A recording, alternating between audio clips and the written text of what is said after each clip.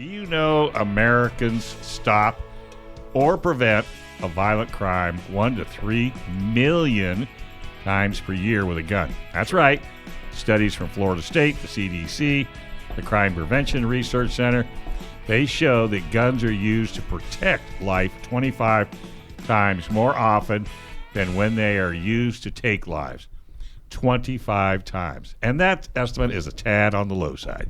But if you believe that good people deserve the best tools to defend themselves and their families, then you should be a member of San Diego County Gun Owners. San Diego County Gun Owners makes it easy to connect with the community that's fighting to defend and restore your Second Amendment rights.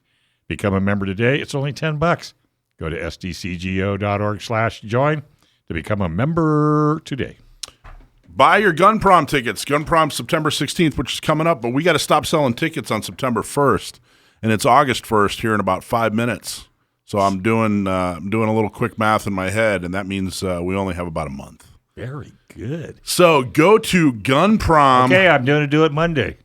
Do it today. Leave me alone. Gunprom.com. Gunpron. Go to gunprom.com. Okay. Take advantage of the early bird special, Dave. Yeah, I'm doing it. $99 for a ticket, and you can come party with me and Super Dave and the lovely Alicia. And I think we got some tables left. We have tables, we have seats, we have all kinds of stuff left. But we need you to show up. We're honestly, I'll tell you, if you're listening and you haven't bought a ticket, we need you to do it right now. We're running a little behind. You say that every year. No, this time I mean it, though. No. This time it's the truth. No, you say that. And then all of a sudden we got too many people. Well, so San Diego is notorious for, hey, we're all going to wait till the last minute. Well, you are in San Diego. Right. So I found a lady today that makes custom cowboy hats. Oh.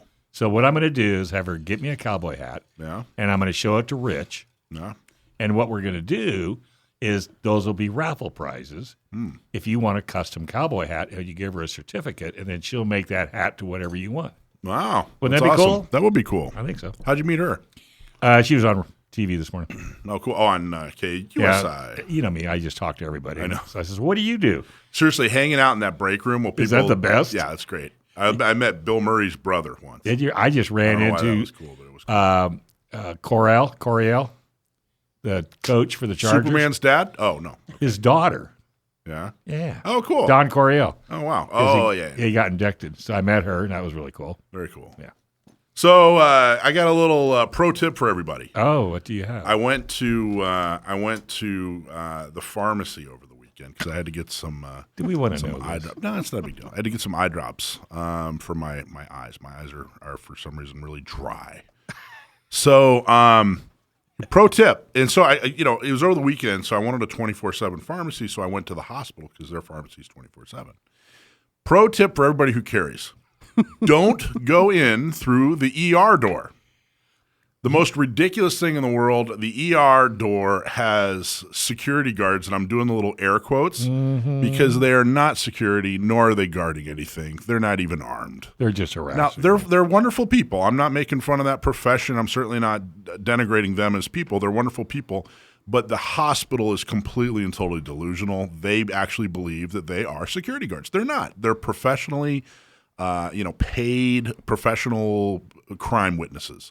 That's all they are. Sure. They can't actually do it. If you're not armed, you're not securing anything. I cannot wait for the rest of this story. The rest of the story is this. Whatever ER you go to, if you ever go to the hospital, whatever, and just walk about 50 feet to the left or the right, go in the front door. There are no security guards there.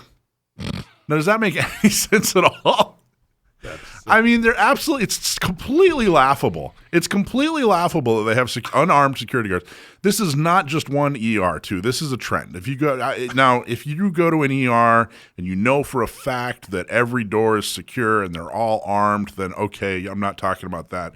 But every hospital I've been to, the ER has security guards. No other doors have security guards. And the security guards are security guards in name only because they're not armed. That is so I've never even thought of that. Walk 50 feet around to the left or the right, depending, and go through the front door if you're armed, if you have your CCW. You definitely want to carry if you're going into a hospital. Say you're going to visit somebody or something like that, because there's no security. Did they search you? Oh, yeah. Well, they wand you and search. The emergency room they do, not for the general entrance. So, 50 feet to the left. But it's 50 feet. Like, it's not even, there's no other door. I mean, you go from the ER to the front door. There's no security. Wait a minute. You made their day? What do you mean? Well, were you carrying?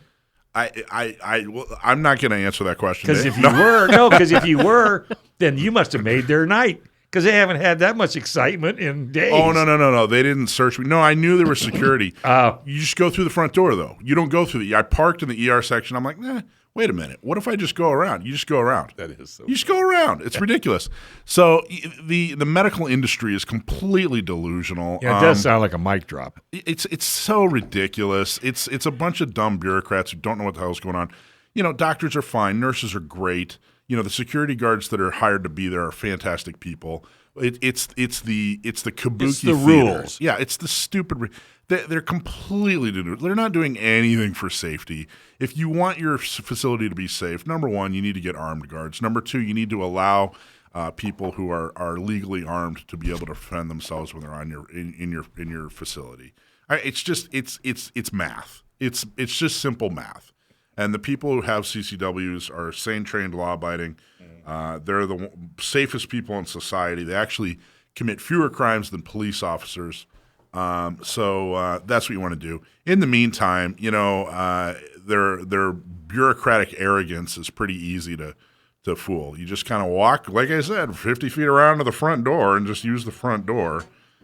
Absolute, complete, and total silliness. So that's my pro tip of the day. I love the kabuki theater. Yeah, it really is. That is hilarious. It really is. It's so silly. 8, Summer Fling. How did it go? Alicia, did you have fun? I did. It was fantastic. Yeah. I liked the outdoors. Yeah. That's what a nice view, isn't it? Yeah, it was beautiful. It was beautiful. Did you go? Where were you? We missed you, Dave. He was doing good things. I did message him to check on you. What was I doing? You were helping somebody to buy something. Oh, yeah. I took a Marine down to Motor World. She was buying a motorcycle. Oh, wow. And I do a safety training out at Miramar, and I give my name out and phone number and all that stuff.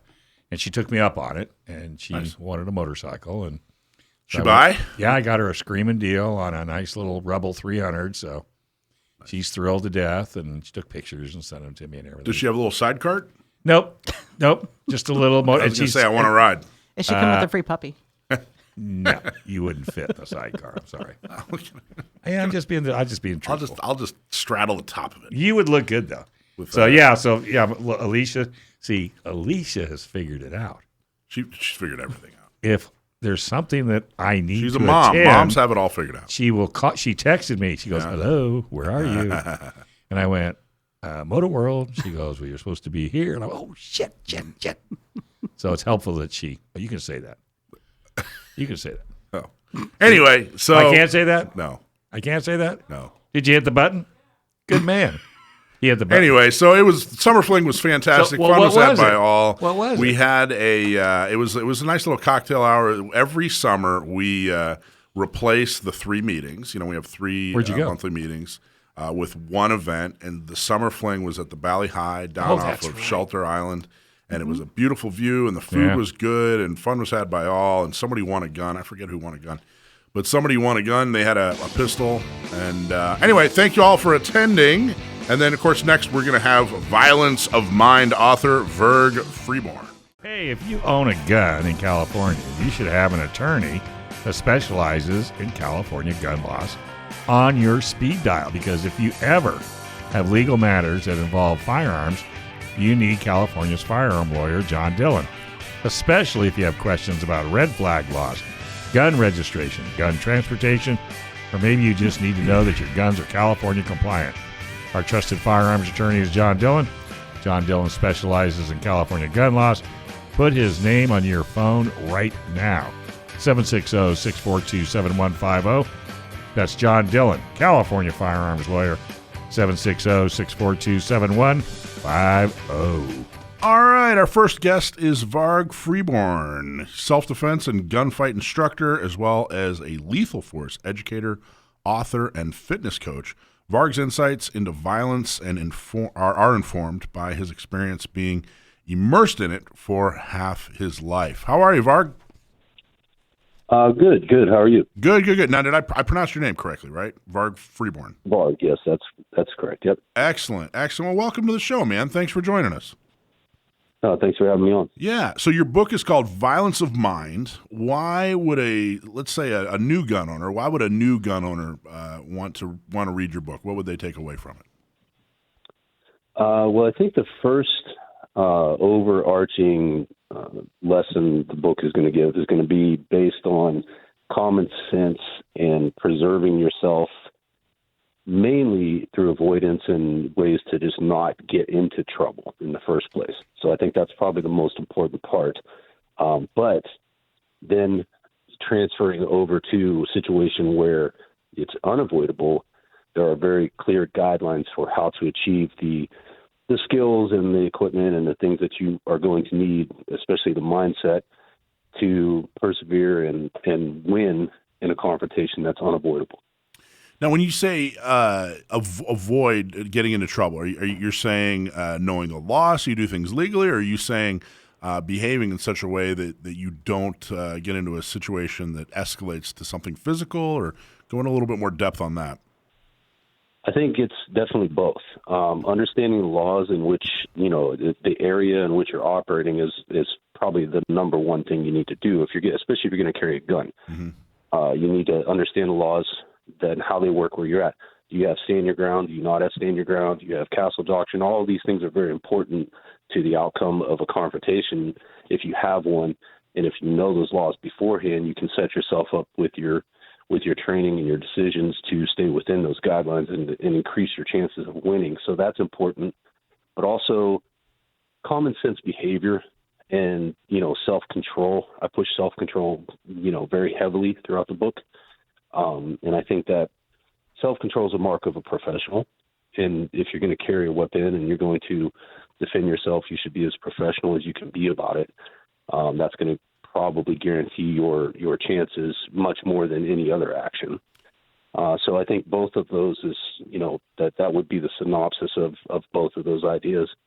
I got to tell you I think that's a great message. I'm seeing more and more, experts, subject matter experts when it comes to self-defense, MMA, firearms, talk about that very thing. And I think that it seems to be the opposite. I think people think they're a tough guy if they confront, when in reality, it takes toughness to not confront, and it takes wisdom to understand that I don't want to get it. I don't want to get into a tangle with this person. I have no idea what they know. I have no idea what they're capable of, and this pride thing. Gets a hold of people and gets them into real trouble. And I really think, the real man, the real masculinity, the real, tough guy, walks away when he's able to, or, talks his way out of it, walks away, doesn't escalate. And I think that message is extremely important. Yeah, I think it is, and I mean, no one's advocating on my end that you should, let people roll you over in every circumstance. Now, that's not what we're pushing, but not even close. No, you're exactly right. Not even close to that. Exactly. Yeah, that's having the discernment to tell when it's a time to stand your ground and hold your position, and when it's time to let something pass because it's insignificant. It's not going to affect your life in the long term.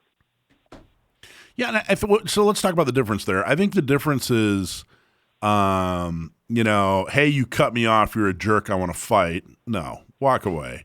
Hey, give me your wallet, or I'm gonna, hit you and stab you. Okay, it's time to, defend myself, or you know what I mean? Isn't that? I mean, that's is that kind of maybe you do a better job of explaining what's the difference between not letting yourself getting rolled over and making the decision to, walk away from something that won't affect your life. The simple litmus test for me is, if I was able to walk away from this confrontation right now, would it not affect my life? And within a few hours, this person would fade off into the depth of my dark memory, and I would forget them, and it wouldn't affect me at all. If that's the case, then obviously avoid it.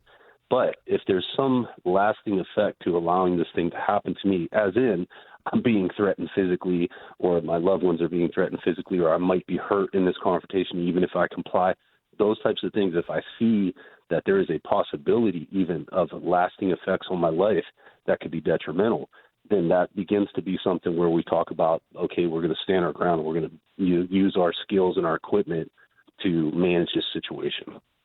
That's interesting. And how do people acquire those skills? Well, the good thing about this country right now is firearms training is like a smorgasbord out there. I mean, it's absolutely available, and there are people from so many different walks of life that have seen different parts of the real violence animal and have experience and can teach you. I come from the criminal violence background, and I have a vast amount of experience there. Plus, coming through law enforcement training that I was privy to, and then you've got guys out there that are lifelong law enforcement or SWAT. You got guys coming back from the GWAT, the War on Terror. 20 years of that has produced warriors that have lots of experience in different ways. So all these guys are out there putting on great classes, great courses, and you can go, and it's fairly affordable to go out and just acquire a little bit of skill that could put you that much farther ahead in both safety and also being actually capable of doing something. What about the not so much the marksmanship and not so much the skill with a firearm? What about the other part? What about the de-escalating part? And what about the avoidance part? How do you acquire that skill, or where does somebody learn how to do that? Well, and that's a little less available, but I've personally been pushing to make that more. That's more of my focus now. There's plenty of guys out there that can take you out to the range and teach you how to shoot. Yeah. And I don't think that that's the best use of my time anymore as an instructor. So I do less of that and more of mindset and confrontation management and self-control work and things like that. So there's people like me that are writing books and doing, talks and courses out there. And there's also, there's a whole host of writers out there that are, putting out pretty decent books. So Tim Larkin's got some stuff out there. It's decent. There's a lot of different sources that you can start to kind of ascertain that mindset, that framing your mind in a certain way that you start to think in this way rather than just, trying to wing it. You start to have some kind of a plan, some kind of recognizing the situation, and then starting to have a decision-making process, a decision-making tree, and there's a lot of different sources like my book, and I also have the second book, Beyond OODA, which goes deeper into that too. And those are good sources for that. Beyond OODA, which you're talking about the OODA loop, right? Yes. Can you tell people, what does OODA stand for? It was created by Lieutenant Colonel John Boyd of the Air Force. He began work on that, I believe in the 60s, and worked on it all the way up through the 90s. And he developed it as the Observe, Orient, Decide, Act loop. Mm-hmm. But then he took it way beyond that, and then he began to focus on the orientation part of it, because that's really what you bring to the fight. That's your cultural background, your value system, your experiences, your confidence. These are all the things that cause you to make the decisions that you make. And those are manipulatable. It just takes more time to do that. So when you focus on that part of the loop, then you have this much better this foundation to make decisions from. And I think that's what I took from it. And I did a little bit of work with Chet Richards, who worked with Boyd on that concept, and Chet agreed with me on my work with it, that taking the orientation part of it and really focusing on that and building that foundation for decision making is what makes the other parts of that loop work efficiently. Hey, Varg, Alicia's got a question for you.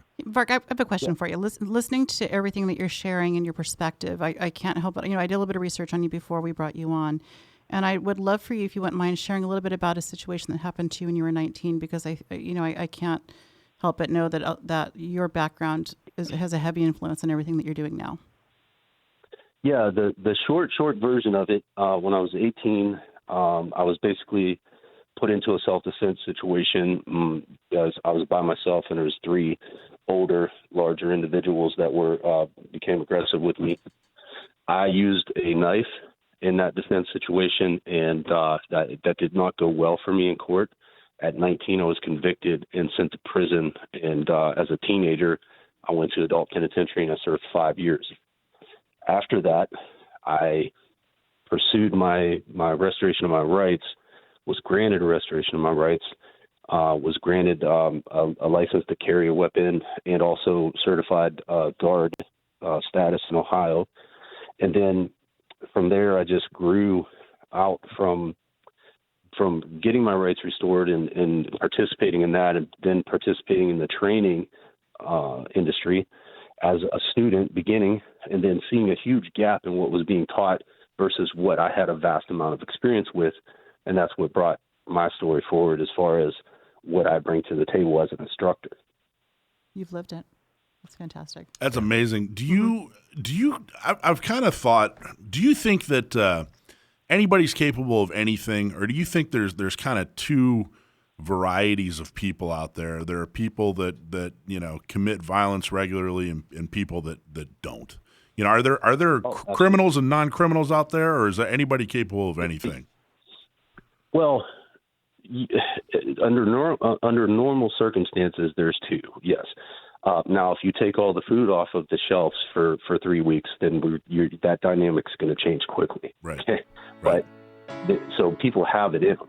It's just how desperate of a situation do they need to get in to have that brought out. But I also believe that a lot of people just don't have it in them. Let's talk. Hold it right there. Let's talk on the other side of the break. I want to go into that even further because I think it's an important point. So it's no secret I'm a big believer in diversifying your money with precious metals like gold and silver. But when it comes to buying precious metals, you need the right company in your corner. That's why we have partnered with the top-rated precious metal company, GoldCo. Because reputation matters. GoldCo is a 6 times Inc. 5,000 winner, 2022 Company of the Year, and they've helped people like you and me place over $2 billion in gold and silver. And right now, they're offering gun owner radio supporters up to $10,000 in bonus silver when opening a qualified IRA account. Wow. I know. Just the fact that they're putting it in an IRA tells me these guys are the right way to go. This is your opportunity to protect yourself from out-of-control, corrupt government. Don't pass it up. Grab your phone today and give GoldCo a call. Take action today so you don't regret it tomorrow. Call GoldCo at 858-612-6354, 855-612-6354. Tell them you heard it about them on Gun Owners Radio and have them explain to you why this would be a smart decision. All right, we're talking to author Varg Freeborn, and we were just talking, Varg, before we went to break on, is anybody capable of anything, or are there 2 types of people in the world? And you pointed out that, hey, look, if there's no electricity and there's no cops and there's no food on the shelf, and then anybody's capable of anything. But for the most part, walking around society right now, if you're just walking down the street, there's kind of 2 varieties of people. There are people that are going to commit crime and people that aren't. Could you talk a little bit more about that? Sure. Yeah. One of the biggest questions you get as an instructor is people talk about the switch, right? Like flipping the switch to become violent. And can you install that switch in people that don't feel like they have it? And that's it's an unanswerable question in general. It's a very individual thing. And I have encountered people that I do believe just do not have it in them to become violent, even if they were threatened with their life. So I don't know what you can do for people like that other than you have to learn how to be good prey. And this is something that people are very uncomfortable with, but there are people in your life that you really need to teach good prey strategies too. So if you have an 8-year-old daughter even if you send her to jiu-jitsu class, she's never going to be a formidable opponent to a 230-pound man. So she needs to have good prey instincts. There are animals in the wild that survive completely off of being excellent prey that can evade predators very well. And those are skills that are very important for people like that, and for people who are disabled or, physically incapable of doing certain tasks or certain skills. Then those type of evasive and avoiding type of strategies become more important for them, the skills and the techniques that are involved in that. And then for the people who can fathom committing violence or lethal violence towards another human being, you have to understand that human life, the value of human life has to be on a sliding scale for you. You can't just have a general view of the value of human life and that's that, and it's a static thing. Because if someone is in front of you doing terrible things that they need to be stopped, and in order to stop them, you have to use lethal force that might end their life as a result, that person's life has to become less important to you than anything else around or anyone else around. And the ability to do that is very deep. So it requires a lot of self-reflection and a lot of time that the person needs to spend thinking about these things and thinking about the far-reaching consequences, which is very important because a post-event situation for people a lot of times is PTSD, or moral injury, and things can be very, very traumatic after an event, even if you were completely in the right. So the more you deal with that beforehand, I believe it lessens the negative effects of that afterwards. So how do you deal with that beforehand? In other words, preparing yourself for the possibility that you may have to be involved in some kind of violent situation. How do you prepare? Like, what do you do to prepare yourself? First of all, acknowledge that that's the reality and that may happen. Fully acknowledge it, and then start to acknowledge that you didn't wake up you don't wake up every day looking for someone to victimize or someone to hurt. So you're not a bad person because you got into a situation where somebody was attacking or murdering people and you had to hurt that person. There's no moral injury there if you understand that you weren't the one that was out looking for trouble. You acted in good conscience and on the good side of society to stop a bad person from doing a bad thing. And if you just acknowledge that and really internalize that before anything ever happens, I really believe you have a better chance at psychologically surviving. Because we talk about when there's a shooting or an event, there's financial consequences, there's legal consequences, civil consequences, there's psychological, social consequences, and you have to prepare yourself for all 5 of those categories. So, Bart, when you mention the people that don't act or react or don't think they could do it, are you talking about the addition of black to Cooper's Code of Colors? Is that kind of the situation you're talking about, or are you talking about something different? Can you repeat that? So you're talking about there's some people that just don't believe they'd be able to take the steps necessary. Are we talking about Cooper's Code of Colors, how there's been the addition of black beyond the white to red? Or is that the situation you're talking about? People that are in black, or is that different? No, I'm talking about people that just, due to their value systems and their moral beliefs, they can't see themselves committing violence like that. And there are people out there like that. I've met many of them. And you were just telling us that when you were 19, you were involved in a self-defense situation, and unfortunately, you were incarcerated for 5 years. Is that right? Yes, 5 years. And that's where you got much of your expertise, or I guess maybe that pointed you in the direction to where the career that you're in right now. I don't know what percentage of your expertise came from. It was certainly valuable information. First off, do you did the courts make the right decision? In my case? Yeah.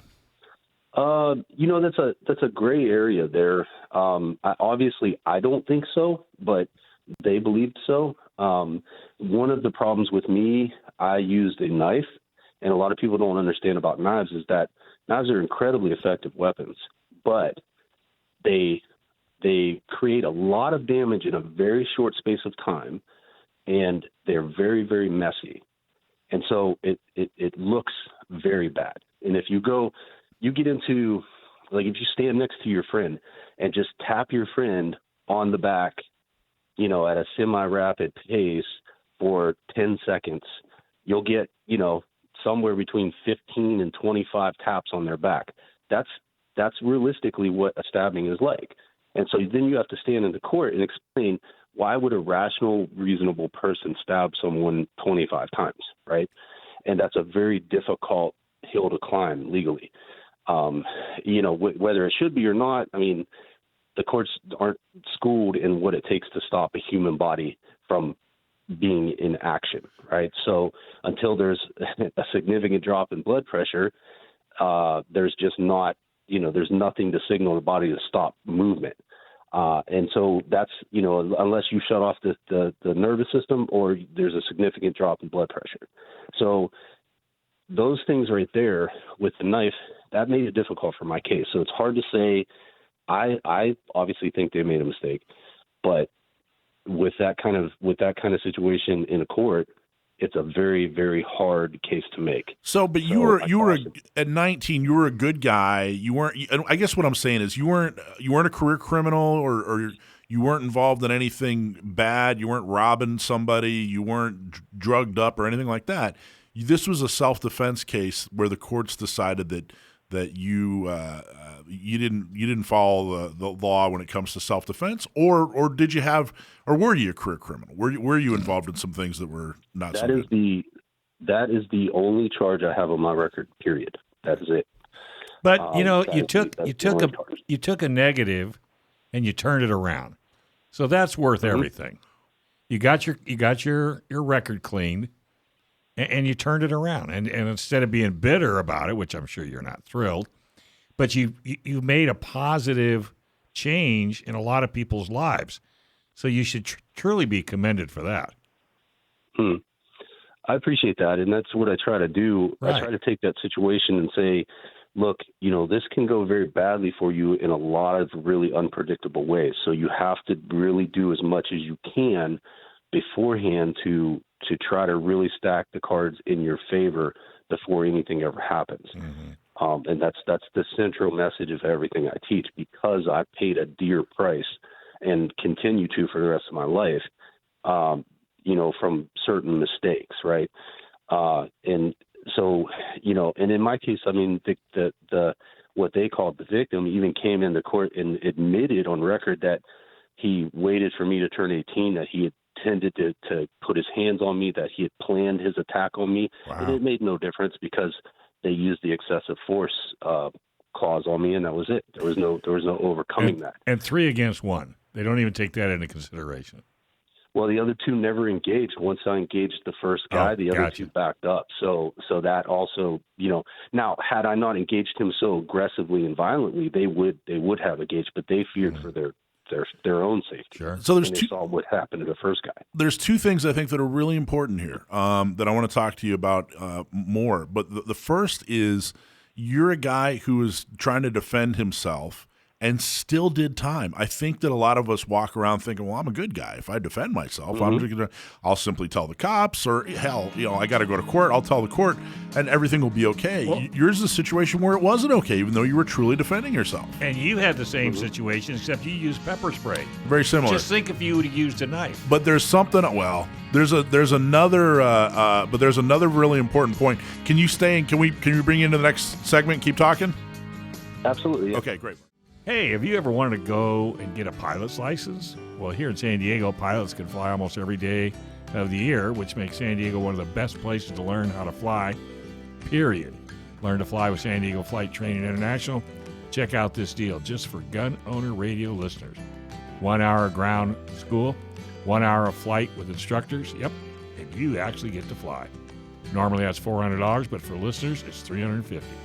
Getting started is super easy. Call 858-569-1822. That's SDFTI. Again, 858-569-1822. All right, we're talking to the author of Violence of Mind, Varg Freeborn. And before the break, we were talking about how You were involved in 19. You were involved in a self-defense situation, and were still incarcerated for 5 years as a result. And there were two. I think there are two important takeaways from that, which is why I asked the question. One is like I was saying, even if you defend yourself, even if it's clean, even if it's clearly self-defense and you are defending yourself, there's still a possibility that you won't survive the court system. In other words, you could still spend time in jail. And that's a really important self-defense message that if you decide to use lethal force, you could truly lose everything. You could lose your family, your freedom, your bank account. You could lose everything except your life. And even then, you might if you don't do it successfully. But I think that's an important point when important thing to know when you're a gun owner and you're carrying for defense. But the other thing, Bart, is we were talking about how there's two different people out there. There are criminals, people that kind of have a criminal mind, and there are people that don't. And I think that your experience at 19 going to jail for 5 years, it doesn't sound like you were in that category of a criminal. It doesn't sound like you grew up committing crimes and doing violent acts, and then suddenly you're surrounded by people who are of a criminal mind. And I would imagine that I'm sure that experience was awful, and you wouldn't wish it on anybody, but I'm sure it was enormously valuable and gave you tremendous insight when it comes to the mind of somebody who, commits crime, commits violence regularly. Is that accurate? Somewhat. I wouldn't say that. So I grew up in a very rough family. I grew up in a very rough area. Many of my family were criminals, and I grew up in a very violent environment. My mother was 16 when I was born. I grew up, around a lot of drugs, alcohol, a lot of violence. So I wasn't someone who was out there robbing and stealing and, victimizing people, but I did a lot of fighting as a kid. So when I hit prison, it wasn't a culture shock for me totally. Now, there were kids that I did see come in like that, and they typically did not do well. And that was very, very sad to watch. But luckily, the streets had prepared me a little bit better for that, so I didn't do badly in there. I wouldn't say that it was a 100% negative experience. But some people, go there and get their soul shattered like a wine glass, and it's irreparable. So that culture shock, is something I'm glad I didn't have. So I'm glad I had a little bit of, a violent upbringing that, while that in itself was traumatic, at least the things that I endured weren't such a culture shock, and I wasn't prepared for them. So we'll say that, right? Does that clear that up for you? Yeah, absolutely. But I still, you got a tremendous amount of insight being surrounded by, I don't know what the right term is. I don't want to offend anybody. High-level criminals. Yeah, people. Criminals. Yeah, okay. There. I usually use the term career criminals, but people that are more likely to commit violence, more likely to commit crime. What do you learn? Like, what do we know? The average Joe that's listening, people that don't commit crime, that don't have a propensity to commit crime, don't really commit acts of violence. Maybe they've never been involved in an act of violence ever. What should they know? How is it different? Like, how does the average person? What do they need to know? What's some insight about a career criminal that they need to know? Well, first of all, the biggest career criminals are politicians. I deal with them every day. Yeah. I guess we're talking about violent crime. A politician, yeah. But it's there's a population out there that has a high propensity for violence, and they have a lot of experience, and a lot of people like to downplay that experience because they're just criminals. And a lot of people, especially law enforcement, who come into contact with, on a daily basis, very low-level criminals, people who can't solve their own problems. They're getting domestic calls all the time, and they're drunk, and they're physically atrophic, and they can't really fight. And so they get this bias in their head that, criminals can't fight. Well, the people that it wasn't that guy that you need to worry about. It was the guy that you pulled over for a taillight and you didn't know he had 20 keys in his trunk and he's connected to the cartel. That's the guy that will kill you.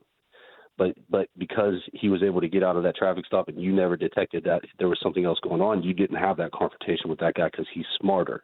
He's not stupid, and he's not going to get in a fight with you in front of 7-Eleven over a 12-pack of beer. So that's the big difference, is understanding that there are higher level people out there that are smarter, that are staying out of the way, but they tend to be among the most dangerous. Wow, that's an interesting distinction. The first revelation. Yeah. And then after that, it just scales down from there. I mean, if you look at, early, young Mike Tyson, I can't think of a human being more scary than young Mike Tyson. He was an absolutely angry, just criminally angry, violent young man. And, Cus D'Amato did a lot to pull that kid off the street and really help him out. And it took almost 50 years for Mike to calm down and become this humble, incredible guy that he's becoming now, that he's actually insightful and things like that. But think about who he was when he was 19, 20 years old, 21 years old. The guy he wanted to kill people. He would go in the ring and he wanted to break you, and that's the type of mentality that you could be bumping shoulders with at at Target or Walmart or something like that. So you have to keep that in mind, that sometimes people are incredibly dangerous, and you can't underestimate that. I really emphasize that. I think there's a piece, that a career criminal, there's a piece of their personality, leaving the violent part aside for a second. This probably ties them into the, a politician, more so because, politicians aren't violent. They're manipulative. And I think that, kind of the average, suburban person isn't manipulative. They're generally well-meaning, but I'm kind of, I'm making, generalizations from my armchair. I'm certainly no expert. This is really more of a question than a statement, but it seems like career criminals are very manipulative people. They're in it for themselves. They're trying to get things out of people. Even if they're not committing violence, they're trying to, hey, what's in it for me? Whereas I think the average person is not that manipulative, and they can easily be abused and used by that person. Is that making sense? Am I making any sense? Yeah, I'll give you a quick explanation of that. A lot of people think that, prison is, all stabbings and rape. And while those elements are definitely there, and it is obviously the most hostile environment in this country, the majority of what happens there is all based on intimidation and manipulation. It is very a small percentage of the actual violence. Most coercion and most action is accomplished through intimidation or some type of manipulation. And I go really into that in Beyond Duda. That's what that book's about. And talking about how the criminal mind actually works, and the manipulation and the deception and things like that, because that's, it's 90% of the problem. So the violence part is 10% of the problem. You're absolutely correct that the majority of it is manipulation, intimidation, and other types of coercion. So what do we got to know? What is the average American? Just give us a little piece, because your book sounds fascinating on it. And I think it's an important point to make, and I think that your personal experience brings tremendous insight to it. But what's a little bumper sticker sized piece of knowledge that the average person needs to know about being manipulative, or just how manipulative career criminals are? So most violence ends up being egotistically driven or created. So first of all, if you just keep your ego in check, you'll avoid most of these people right off the bat. Your chances of living a peaceful life are much, much, much higher if you keep your ego in check and you don't allow your ego to drive you in a situation where you're in contact with these people in the first place. But if you are targeted for some reason, just having a little bit of a radar about what story you're telling yourself about who you are and how you fit into the world and understanding how the person you're dealing with is seeing you in their story, right? And then trying to determine, okay, am I realistically looking at this situation properly? And we talked about earlier about the good guy syndrome, right? Where people just automatically think, well, I'm the good guy, so I'm not going to get in trouble, right? And that type of thinking goes even farther than just legal repercussions. It's, you know, I'm a good person, so I'm not out here trying to manipulate people or take advantage of people, so I don't have to deal with that.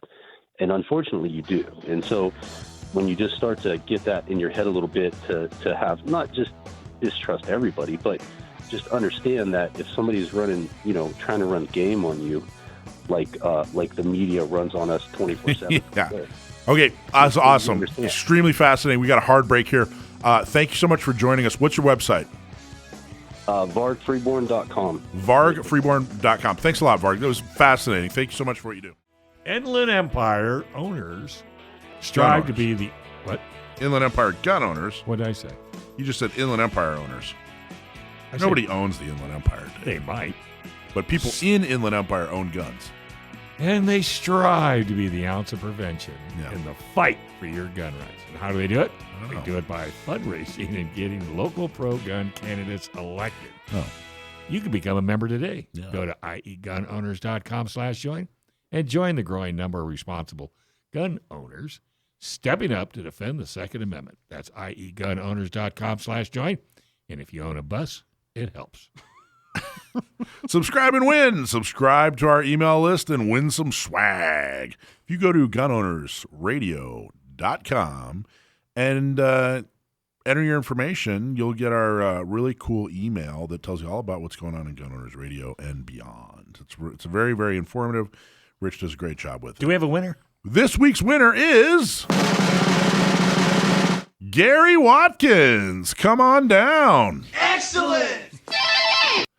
Email prizes at gunownersradio.com to claim your T-shirt or hat. Free training for members. Enter to win intro to firearms class. Enter to win a free intro to firearms class from Stronghold Dynamic. All you do is sign up at gunownersradio.com/training, 4 members. That's gunownersradio.com/training, 4 members. Winner announced on August 27th, so you're going to want to go there quick, enter all your information, and you could win a very cool class by Stronghold Dynamic. Thank you, Stronghold Dynamic. Awesome job. August 2nd, there's a couple of things going on August 2nd. First is Hot Rods and Handguns. Everybody in Orange County, you're going to want to go at 6 o'clock to Hot Rods and Handguns. Orange County gun owners combined with Reform California, we're going to have a public safety symposium, basically. There's crimes on the rise in Orange County, and we're going to talk about what's going on, what's being done about it, and what you can do. So show up at Hot Rods and Handguns on August 2nd. That's this week, August 2nd in Orange County. Where is it? Huntington Beach. Where is it? Hot Rods and Handguns, it's in Orange County. Just Google Hot Rods and Handguns. You'll be able to find it. Alicia, jump on that. Okay. Second thing that's going on August 2nd, if you're in San Diego, Imperial Beach City Council, we need you to show up. Even if you don't live in Imperial Beach. What's going on is Imperial Beach has had an FFL, fantastic lady named Stephanie, and she had her gun shop there for years. She moved out of state for a few years. She's back in Imperial County. She's trying to reopen. In fact, she's not just going to be an FFL. She's going to sell all kinds of cool stuff, apparel, accessories, stuff like that. And she's going to be able to sell guns. I don't even think it's going to make up like 20% of her business. It's going to be a gun shop where you can purchase firearms, and she's an FFL, but it's going to be focused on a lot of other things. The city council's giving her a hard time. They don't want it open. They don't. They came out with a list of demands, basically, a list of regulations, and it doesn't look like they want her to open. You know, they're going to pull the whole, well, gee, all you got to do is comply, but the stuff they want her to comply with is uncompliable. So, it's tough to say. Do they want to regulate her out of Imperial Beach? That's certainly the way it looks, and we need you to show up on August 2nd at Imperial Beach. So if you're in San Diego, go to the Imperial Beach City Council meeting on August 2nd. That's at 6 p.m. down at Imperial Beach at their City Hall. If you're in Orange County, go to Hot Rods and Handguns at 6 o'clock for the Public Safety Symposium. There's a lot of things for you to do if you're a Second Amendment activist. And no matter where you are, Orange County, Inland Empire, San Diego, gunprom.com. Buy your tickets today by going to gunprom.com. It's on September 16th at the Town and Country in Mission Valley. Lots of fun, lots of guns, lots of movers and shakers. Me, Dave, and Alicia will be there as well. Two movers and a shaker. There you go. All right, she has an address. I do. And you know what, Dave? I'm looking at this right now, and it's like right up your alley. It's Hot Rod and Handguns, stated up in Orange County, address 5872 Engineer Drive. And not only do they have a gun range, they have an eating area. Are you trying to say I need to eat? Well, it sounds like it's your type of food. If you're in my kind of food. if you're in Orange County, you know Hot Rods and Handguns. Hot Rods and Handguns is extremely nice. Have you been there? Yeah, I've been there. It's extremely modern. It's Armenian nice. food. What? Armenian food. Armenian food? Yeah. I don't know. It's like burgers. That's the only reason you'd go. No. It's like burgers and pizzas and stuff like that, right? Oh, real food. Yeah, but it's good. It's really, the whole thing is really, it's worth going to the event just to see Hot Rods and Handguns. Right. That's how nice Hot Rods and Handguns is. Is it a retail store? They have a retail store. They have a range. It's a private club. And a restaurant. They have a little restaurant. They have 2 different kinds of ranges. They have a couple of hot rods on display. Just 2? Well, I think more than 2. But I think what the history is, the owner was a big hot rod guy, and then he wanted to open up a gun shop. So they do go together.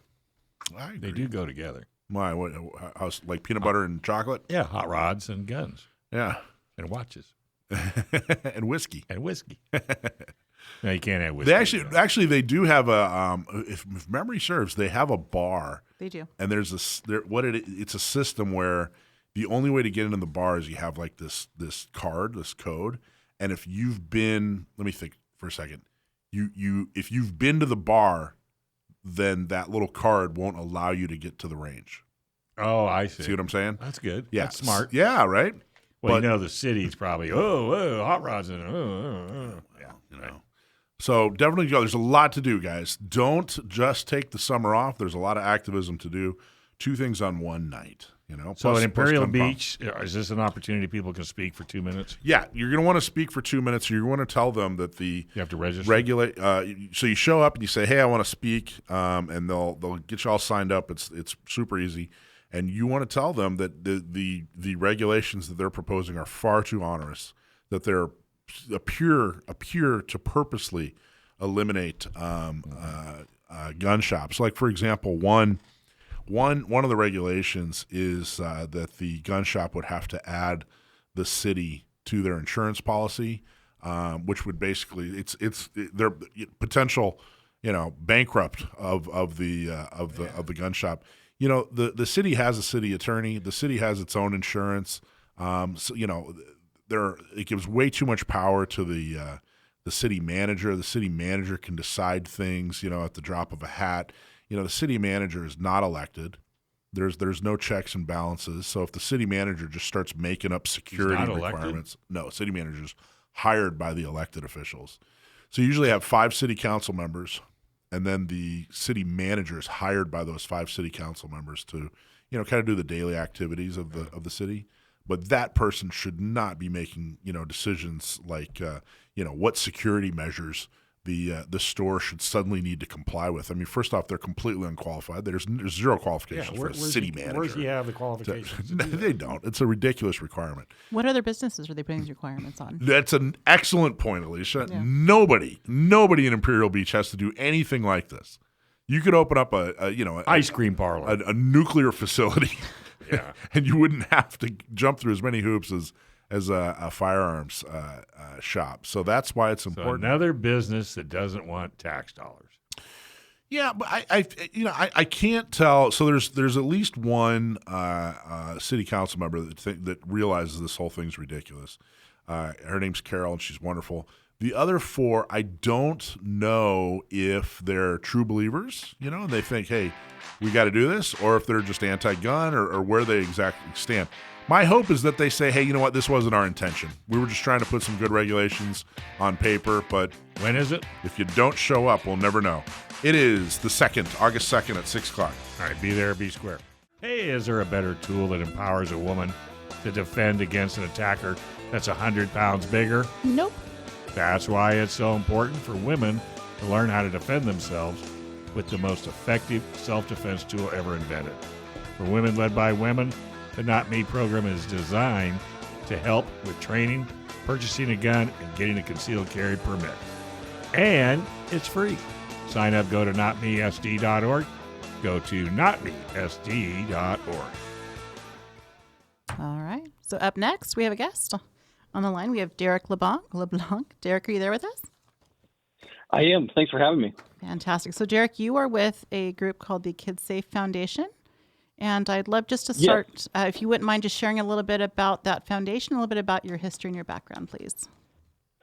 Okay, so the Kids Safe Foundation, we're a 501c3 nonprofit. We're based in Oregon. And so we teach firearm safety and accident prevention to kids. And so we've been a nonprofit since 2016, and now we've reached over 28,000 kids in 5 states and taught them life-saving skills on what to do if they ever come across an unsecured firearm. And so, my journey to get here started, on one dark morning when I was put in a position where I needed a firearm to be able to defend myself. I didn't have one. And so it's from that experience that kind of put me on this path to where I am today. So you said you're based out of Oregon. Do you travel, or are all your courses local to you? We do. We used to be able to go into California. We used to go to Northern California to do some both some sportsman shows there. And that way we had a BB gun range. We could blow it up, and then we could teach safety to the kids. But unfortunately, because of new legislation, that has kept us out of California. Talking about AB 2571? Yes, I am. I'm glad you don't have that up in Oregon. We're combating that here in California as best as we can. What is as far as when your experience, what is the policy that prevents advertising to youth and training and safety? How is that going to impact the youth? I know that you don't have that regulation up in Oregon, but we do here in California. What is your thoughts on how that's going to have an impact on the youth? Well, I think it's extremely dangerous and negligent, to be honest with you, because when you take away the parents' ability to educate their kids about something that's really, really important, like firearm safety, and our kids are going to get information from, it could be social media, it could be TikTok, it could be stuff like YouTube, or it could be, violent video games, that's what's going to form their early opinions of firearms, and it's going to give them bad information. Absolutely. I agree. Could not agree more. Your Kids Safe Foundation, tell me a little bit about the structure of your class. Like if I was to bring a child to you, one of my kids, and I bring them up to you, kind of describe to me what is the content, what does the class look like? Is it very interactive? Is it a lot of discussion? What does that look like? How does that learning given to those kids? Absolutely. So typically our Kids Firearm Safety 1 classes, which we hold them probably the most frequent, it's a 1-hour class. It's in front of the whole entire family. So there's going to be information for the parents. There's also going to be information for the kids. And in this class, I actually have real guns. I handle the guns. I show the parents, the proper way to load and unload to make sure everybody's on the same page. But I also answer any kind of questions that the kids might have. And from this, I'm giving them good, relevant information about, different types of firearms, especially the modern sporting rifle. We talk about that heavily, and kind of defrag their little minds about, the truth and what's the real truth as opposed to what they might see in the media. And so this gives us the opportunity. We also talk about online safety, anti-bullying as part of our program. And so it's our goal is when these families leave our program. And another thing that's really, really important is we talk about secure storage. And obviously in Oregon, it is the law here that every gun is required to be, securely stored. But we think we don't need the government to tell us to do that. We just need to change our habits, which are going to help keep our kids safer, but also help protect our rights going forward. So when you say that you talk about, and I love that you do this as a family dynamic, do you have a certain age range that either a cutoff or a recommended age that you put out there for people to start training their kids? Well, I've had kids as young as 2 and 3 years old in the class because there's information for the parents. And, we typically start the kids about 4 years old with the accident prevention part of our program. And so that way we're giving the families good information. If there's stuff that the parents maybe haven't thought of, that's where we're kind of reinforcing these really important safety principles. And there's stuff that they can always quiz their kids about. So there's going to be takeaways from this class. And there's stuff, that's how our kids are going to learn is through repetition. And so there's stuff that's all we're trying to do is set these families on a path to safety. And it's working. Absolutely. We had a really huge tragedy here in California, in Southern California, in Fallbrook. I'm not sure how familiar you are with that. Are you familiar with that at all? The Fallbrook incident here? Yes, I read the press release and I read up on the story. I saw the news story. It's horrific. It's horrific. So this was a 3-year-old, and you mentioned that you've had classes with children as young as 2. So there are opportunities, there are learning, there are ways to help introduce these concepts and these safety points. Now, the point of AB 2571 here in California is they claimed it was to protect the kids. And so it was, imagine. So is it working? Right. So no. No. So the fact for those of you who or may not be familiar, or maybe you've blocked it because it's just so hard to hear. In Fallbrook, we had a 3-year-old, a toddler essentially, who got their hands on an unsecured firearm. We don't have a whole lot of details yet as to what the full circumstances were, but got a hold of that firearm and was able to discharge it and shoot their 1-year-old sibling. And and really, if anything, with youth that young, you start to put those seeds of safety, like you mentioned. That the idea of leave it, don't touch it. It's and those seeds are so critically important to implant. And do you have families that come to you and that kind of come back and for repeat lessons or learning? Is there a lot of repetition, or do you think that the class that you offer, the families are able to take it and to reinforce it at home? Do you find you have absolutely? I mean, there's parents that come to us, once every year, just kind of as a refresher, and it's nice to see the growth in the kids, and so they're more receptive and they feel more engaged in the class because they remember. And I get emails, I get messages all the time from parents that, this was their favorite class that they've ever taken, which is, it tells a lot that our messaging is on point because, we're not trying to push guns here. We're trying to push safety. And, safety is a byproduct of responsible gun ownerships. And that's how we're going to preserve our rights going forward in the future. And that's how we engage with the youth to make sure that, they're going to be the future stewards of our 2A rights. Absolutely. So obviously, you are going to agree with us on this, but I'm curious.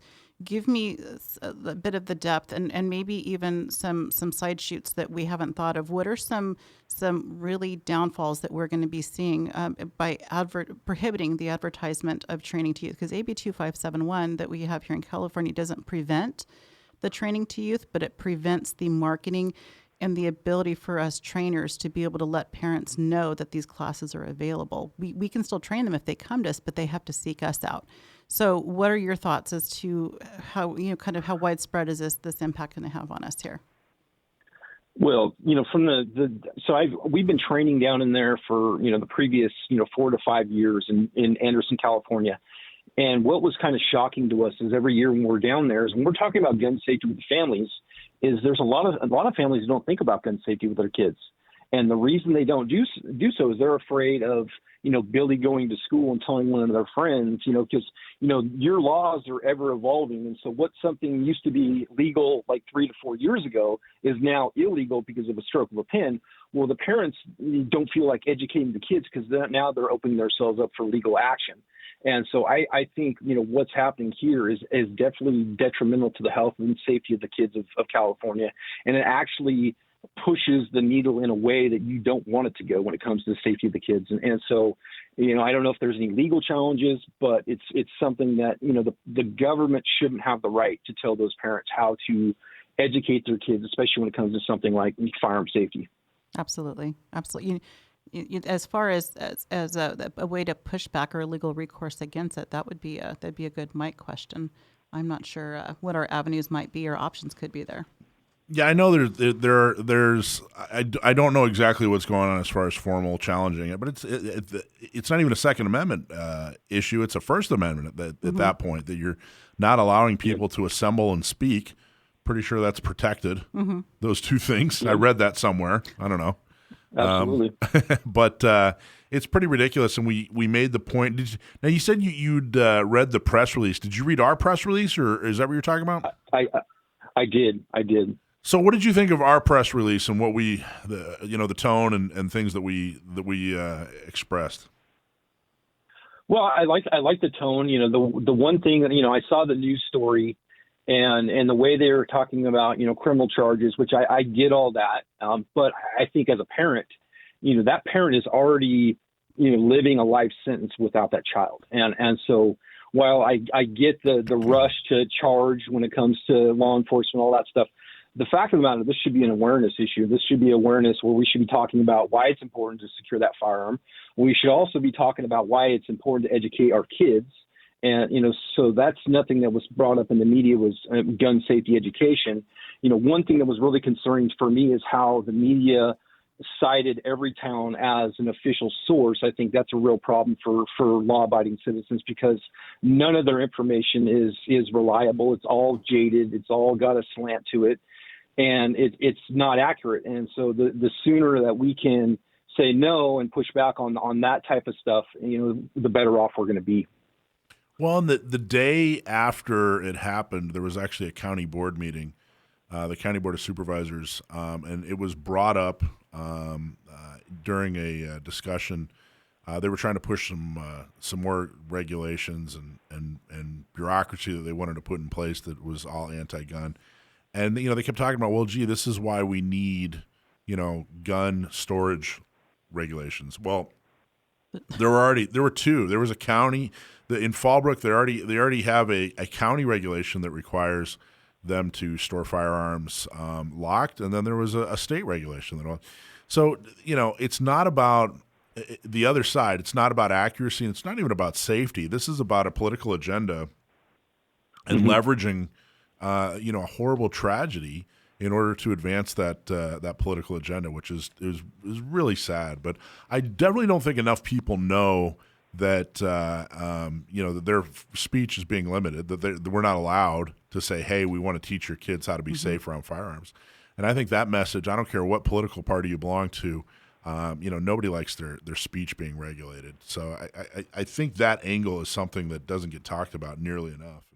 Hey, a lot of companies waste an enormous amount of money on marketing, and the design is excellent. The photos are beautiful, and your website looks great, but it's just not getting customers. Why? Because you don't have the words that make people buy. But now you can fix that with Sage Tree. Sage Tree can help you find the words that make it easy for your customer to understand what you do and how to buy from you. Stop wasting money today and schedule a call. Getting started is real easy. Visit sagetree.com and click on the Schedule an Appointment button.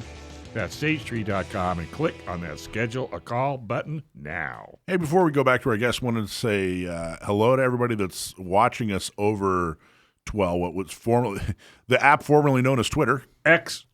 We are live streaming over X.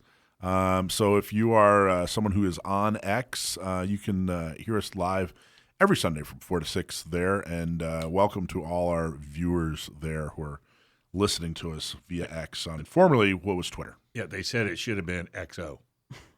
Get it? XO? No, I don't get it. When you do a nice gesture to a lady, XO.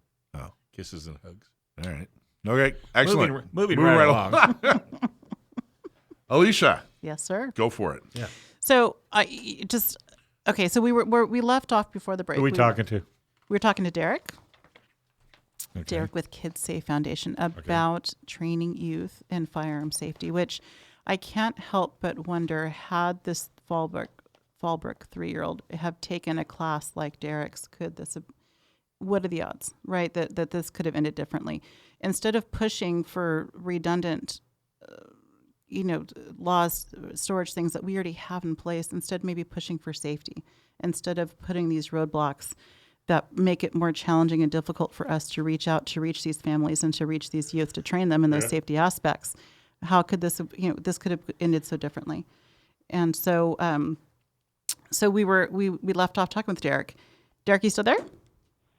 I am. Fantastic. What is the age? Can I ask real quick? What's the youngest that you can reasonably tell folks that, hey, we can train your kid, and they could potentially effectively be safe if they ever run into a firearm. What is that minimum age?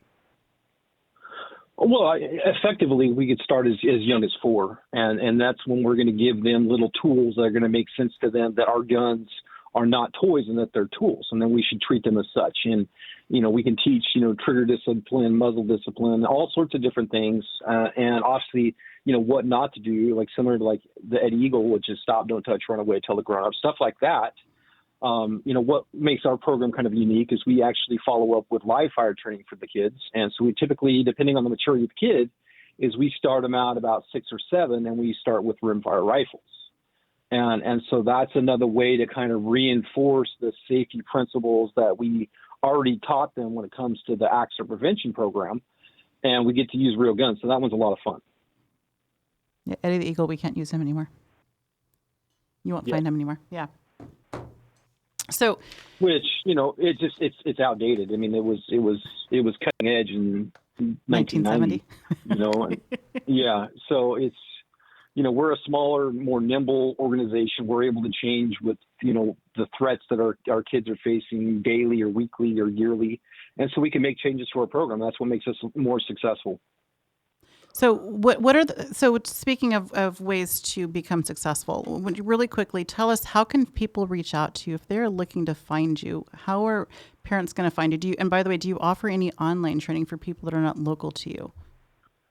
We're actually working on that right now. And so our curriculum is copyrighted, trademark. We're trying to get, funding together so we can grow our network across the country and actually have instructors from all over the country teach what we do. And, that way we turn that 28,000 kids that we've reached into 1 million or 10 million, because we have the blueprint. It's tried and true.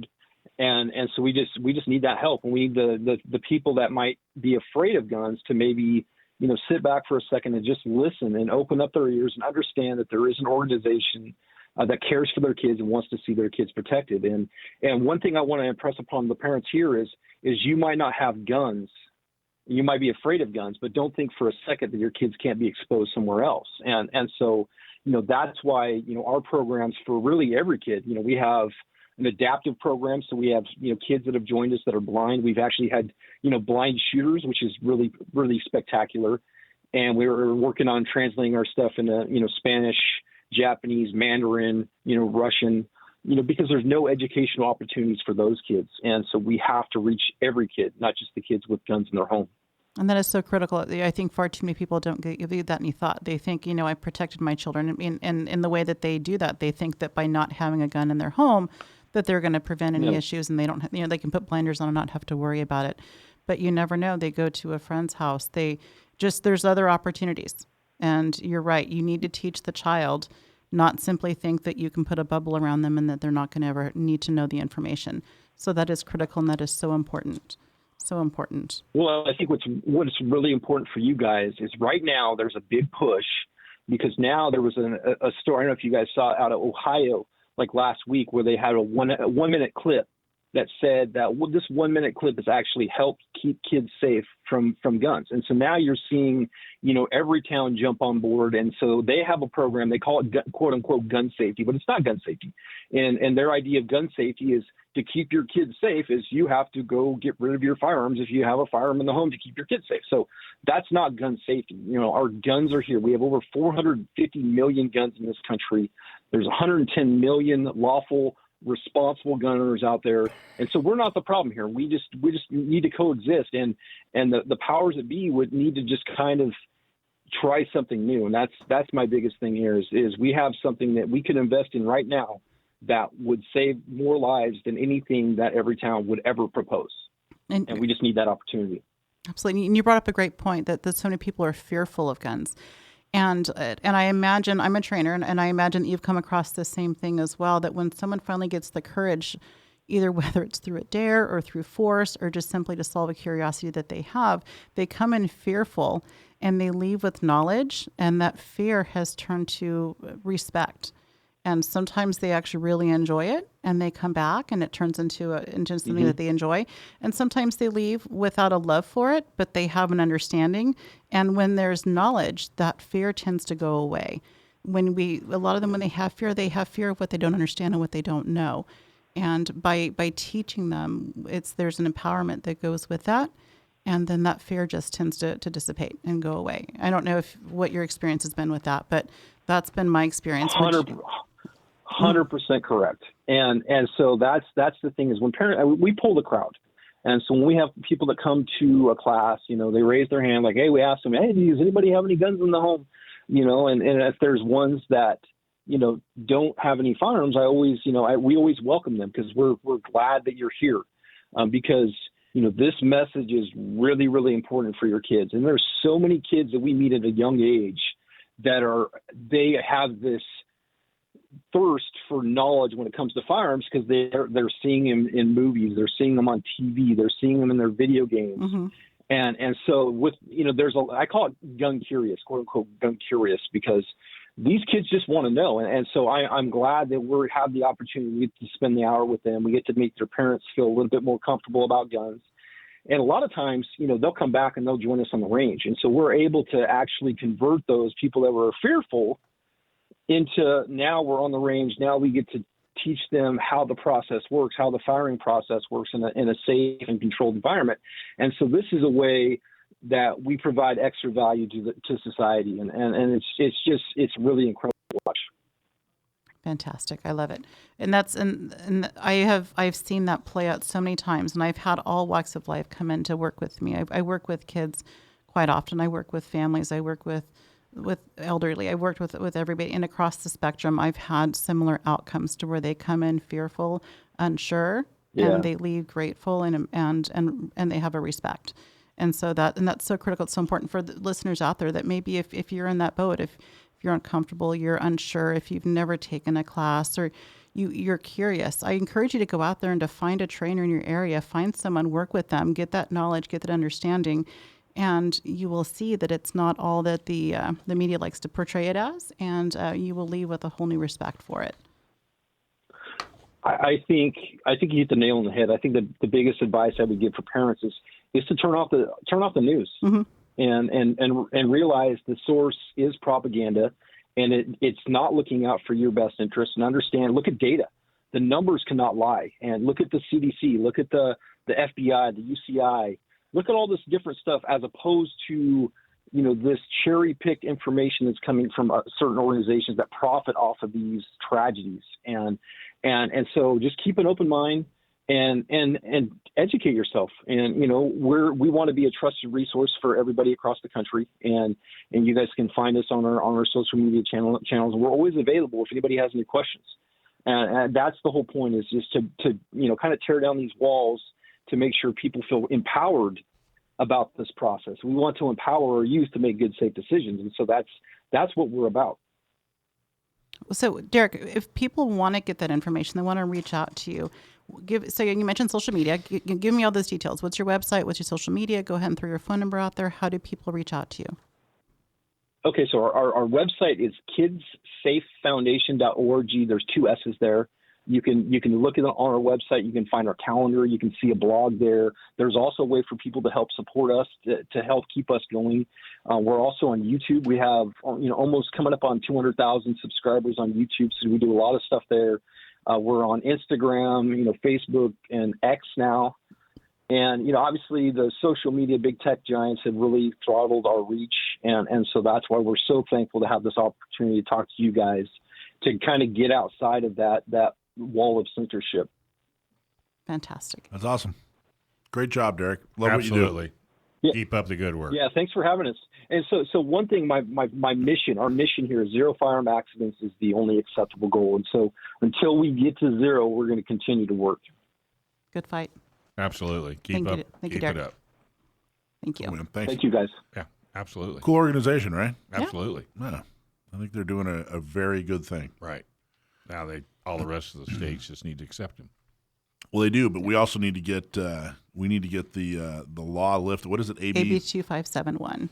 And again, the AB 2571, it doesn't prevent, and that I think there's some misunderstanding there too. It doesn't prevent youth from being trained. It doesn't prevent youth coming and taking a course. It just makes it to where us trainers cannot promote or talk or discuss about the opportunities out there for youth. The families have to come to us. Well, if they listen to this show, then they don't have to. They can just listen to our show.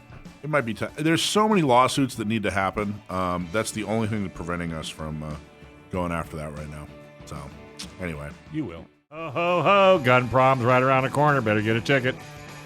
And they're on sale now. So join San Diego County gun owners and the rest of the Second Amendment community at the Town and Country in Mission Valley.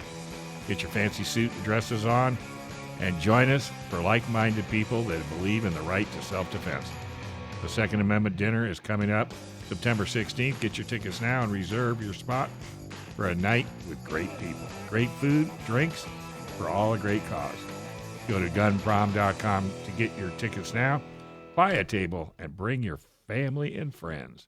That's gunprom.com and buy your tickets today. And if you have a group, you can get a table. And if you get a champagne table, you get tickets.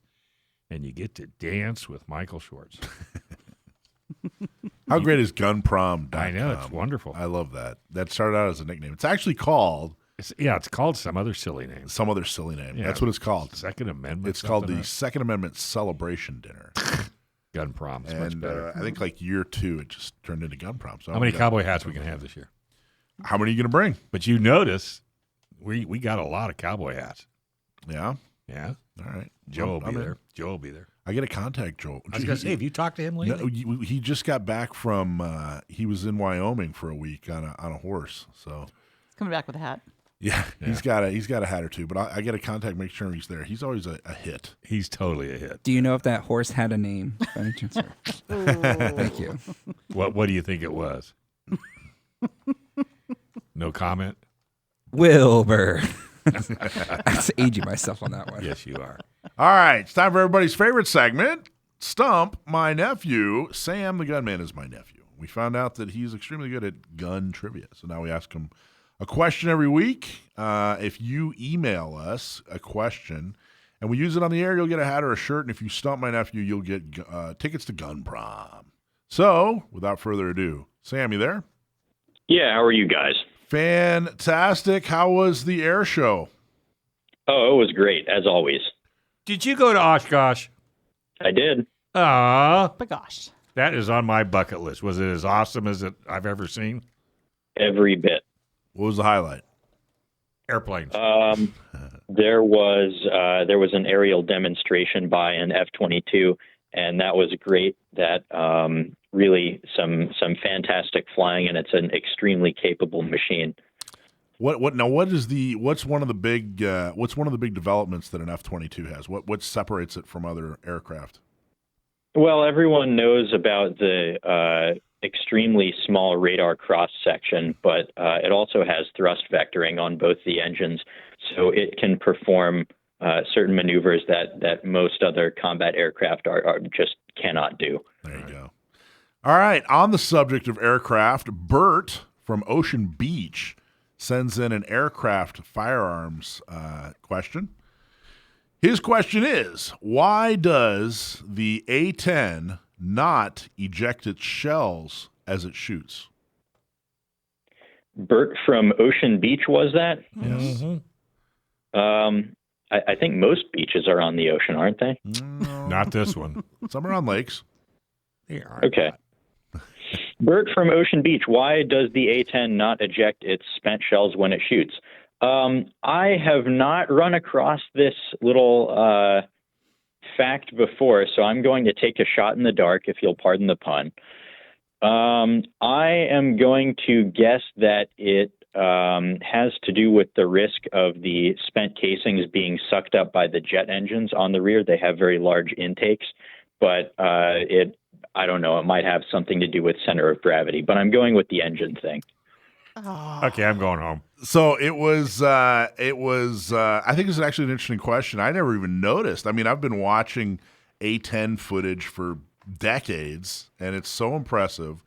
those rounds are so big, and that gun's the size of a Volkswagen. It's enormous. And I never noticed that the spent shells weren't being ejected. Now, Where do they go? Well, those spent shells are huge. They're Yeah. huge. Like if you had to estimate, Sam, an empty shell from an A10 is what, 5-6 inches long?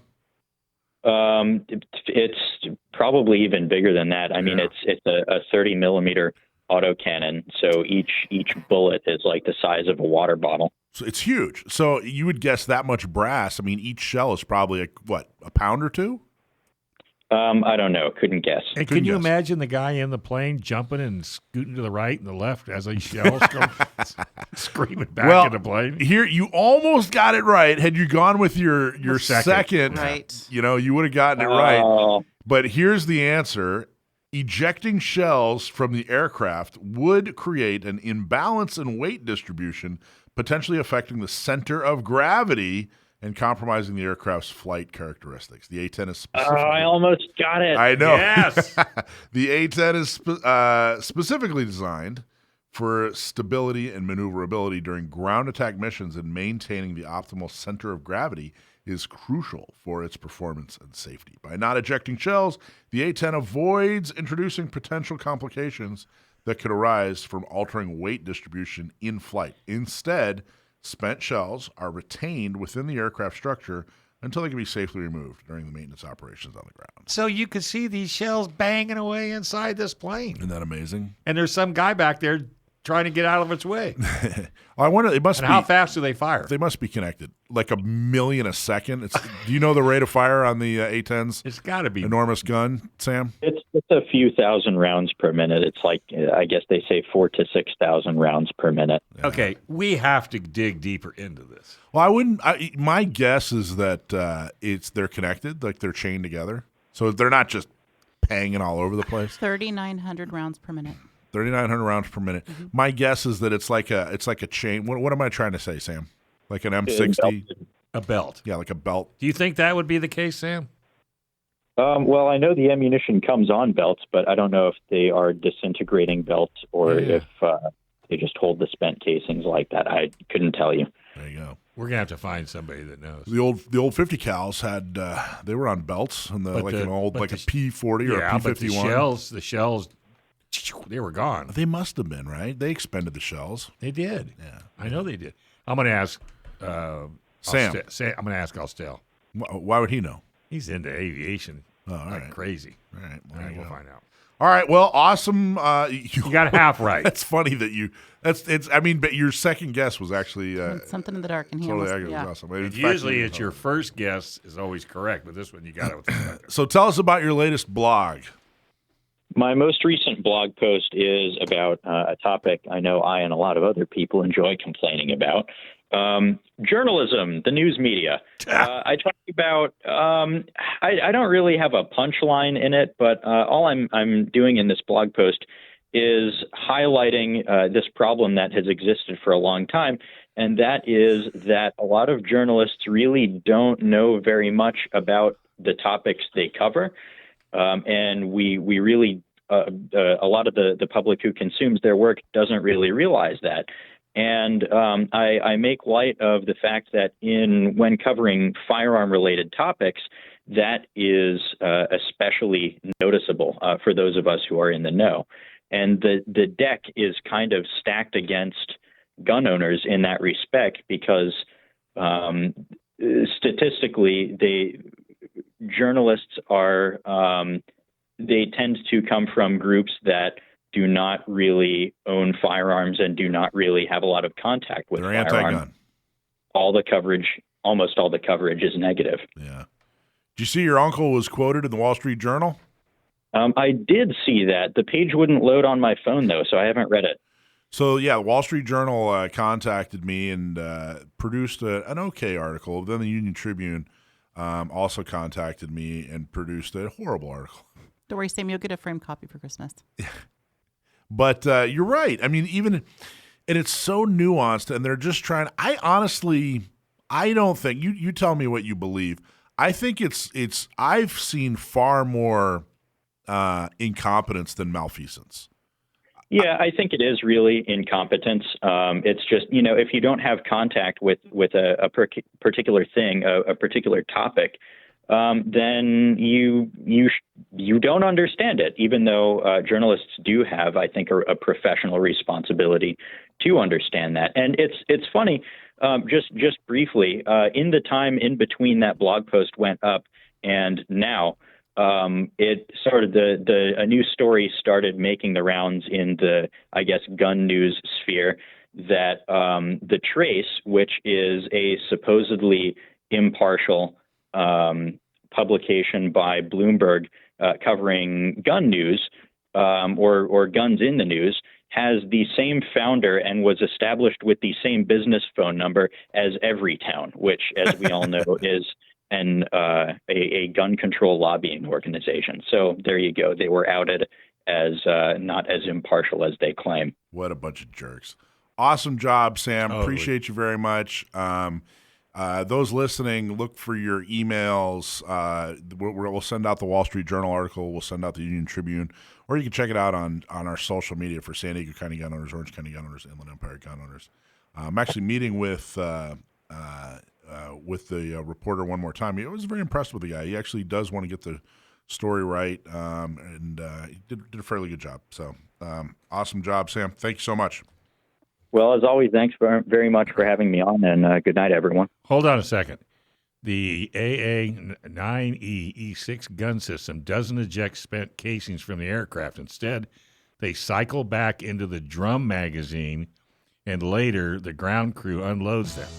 This eliminates the danger of spent casings being sucked into the engine intake or damaging the aircraft, and that's on the A-10 Warthog. Well, it's actually that last part is what you said. That was your initial. We'll call it a draw. I was half right. All right. Thanks, buddy. Thanks for watching this episode from Gun Owners Radio. If you're watching mainstream media, you're not getting the truth about guns and the Second Amendment. Gun Owners Radio is the easiest way to stay on top of the Second Amendment fight, the fight for your self-defense rights. You can watch our live stream on YouTube every Sunday from 4 to 6 p.m. California time, or if you're in San Diego, AM 1170, FM 96.1, The Answer. We're also available on your favorite podcast platform. Just do a search for Gun Owners Radio and you'll find our show. Don't forget to support our sponsors. Click on the links in the show notes and support the businesses that support your Second Amendment rights. Like and subscribe to help defend and restore the Second Amendment, not just in California, but across the country.